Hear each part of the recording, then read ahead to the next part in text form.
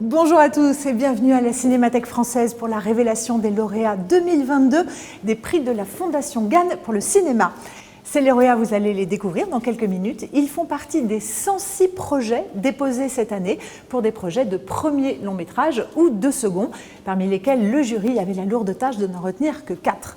Et pour les accros à la calculette, j'ai le plaisir de vous détailler ce chiffre. 70% des projets concernaient des premiers longs métrages, les 30% restants étant de fait pour des seconds.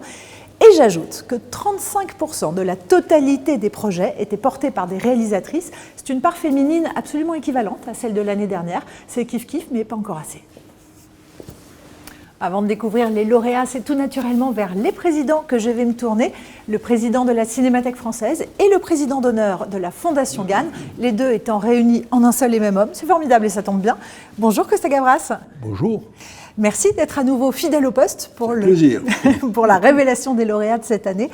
Alors, il y a quelques semaines à peine, toute la filière s'est réunie sous le nom un peu d'états généraux du cinéma. On sent que tout le monde est très inquiet. Est-ce que vous l'êtes aussi ?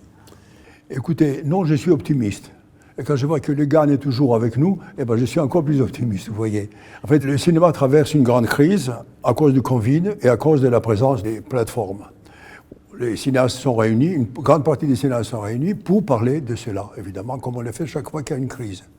Mais je pense qu'il y a des signes de reprise. On verra les résultats que cela va donner. La protection de la création, c'est l'un des enjeux majeurs en ce moment de la filière. Est-ce qu'en ça, vous diriez que la Fondation Gann est une alliée précieuse ?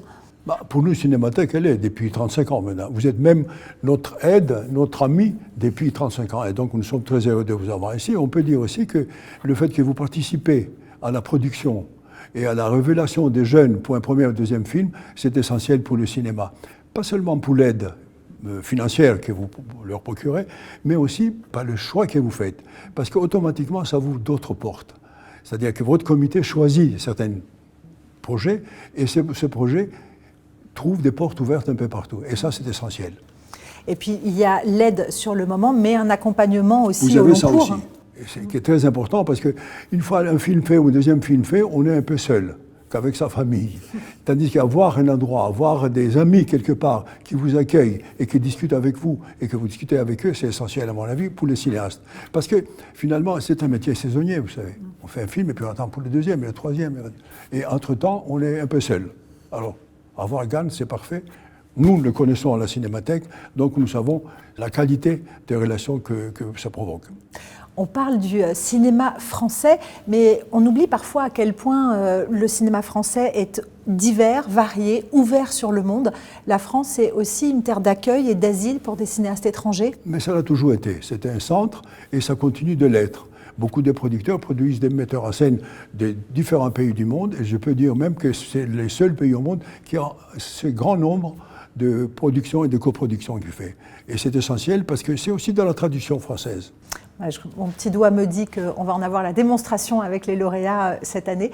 Merci en tout cas Costa. Qu'est-ce qu'on peut leur souhaiter à ces lauréats ? Il faut leur souhaiter d'avoir déjà dans leur dossier un troisième film ou un deuxième film pour le premier, et aussi de continuer de participer avec vous parce que vous êtes très précieux pour eux.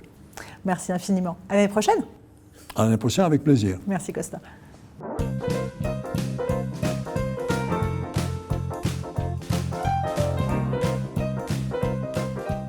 Et j'ai maintenant le plaisir d'accueillir le directeur général de Gann Assurance et le président de la Fondation Gann, Monsieur Claude Zawati. Bonjour. Bonjour Charlotte.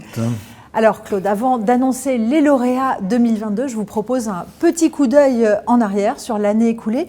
Et si on regarde au fond, à gauche, ça pétille, ça éclate avec la traditionnelle cérémonie des Césars.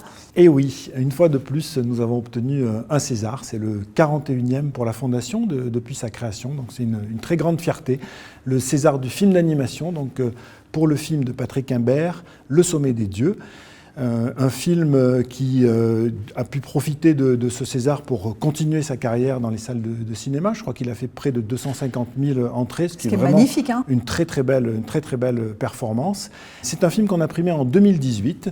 Et cerise sur le gâteau, le film a fait aussi une sortie exceptionnelle au Japon, ce qui est extrêmement rare pour un film d'animation européen. Et il a plus de 17 semaines, je crois, de présence sur les écrans. Donc vraiment, on est très fiers de cette réussite. C'est un succès qu'on peut souhaiter à tous les lauréats de l'année dernière, par exemple. Est-ce que vous avez des nouvelles à nous donner de ceux de 2021 ? Alors oui, ceux de 2021, une partie d'entre eux ont été tournés au printemps, 3 d'entre eux. La fille de son père, Vincent doit mourir, et puis également L'émeute. Le 4e, Dalva, lui, poursuit son parcours dans les festivals, donc après bien sûr le Festival de Cannes, où il a été sélectionné et puis primé 2 fois. Il est maintenant nominé, je crois, aux European Film Awards, donc on lui souhaite aussi une belle réussite. Et puis le 5e, le prix spécial du jury, donc le film d'animation, Sol aveugle, femme endormie, lui a été primé au Festival du film d'animation d'Annecy. Donc ça aussi, c'est une très grande fierté pour la Fondation. Vous parliez de Cannes à l'instant, c'est vrai que la Fondation y était particulièrement présente cette année, avec pas moins de 4 films. Donc pour mémoire, c'était Dalva, La Roja, Petit Frère et La Montagne. Alors sachant qu'il n'y a que 5 lauréats sur scénario, 4 sur 5, il est beau. C'est beau score. Presque le grand chelem. On essaiera de faire encore mieux cette année, mais c'est vraiment un très beau score, d'autant plus que ces films ont obtenu 7 récompenses aussi à Cannes. Et donc ça aussi, c'est vraiment un très beau résultat. On sait malheureusement qu'une partie du public n'a pas encore retrouvé le chemin des salles. Mais enfin, néanmoins, les spectateurs sont là et 5 de vos films primés sont sortis cette année. Les meilleurs, Bruno Redal, Rien à foutre, Flea et plus récemment encore 3 nuits par semaine de Florent Gouelou. Globalement, comment ça s'est passé ? Oui, la Fondation continue à rayonner, et on voit aussi la diversité des films qui sont sélectionnés par les équipes de la Fondation. Bruno Redal, bien sûr, qui a été acclamé par la critique. Rien à foutre, vous avez cité, qui a fait, je crois, près de 130 000 entrées, ce qui est vraiment une très belle performance pour un premier film, d'autant plus qu'on sait qu'il y a encore près d'un tiers des téléspectateurs qui ne sont pas revenus dans les salles, donc c'est vraiment une très belle réussite. Et puis, vous l'avez cité aussi, le film de Florent Gouelou, qui doit sortir, ou qui est sorti, il vient de sortir, au mois de novembre, 3 nuits par semaine. Donc on lui souhaite aussi un très beau parcours. Et puis un mot peut-être sur la Fondation qui reste très active aussi vis-à-vis de votre entreprise. Oui, c'est extrêmement important pour nous de faire aussi rayonner la Fondation en interne et de faire bénéficier de ce rayonnement l'ensemble de nos collaborateurs, de nos agents généraux et de nos clients. Et donc on a multiplié aussi les initiatives au cours de cette année avec de nombreuses projections physiques ou projections virtuelles, puisqu'on a passé un accord aussi avec la plateforme Universiné pour faire profiter aussi l'ensemble de nos collaborateurs de projections. Et puis bien sûr de nombreuses aussi invitations à la Cinémathèque, dans les expositions Romy Schneider et maintenant Top Secret. Puis on a aussi eu le grand plaisir de retrouver l'ensemble de nos agents et de leurs clients dans nos événements exceptionnels, que ce soit à Cannes ou à Annecy. Bien, merci infiniment Claude. Je crois qu'il est temps maintenant de lever le voile sur les lauréats 2022. Merci. Merci Charlotte.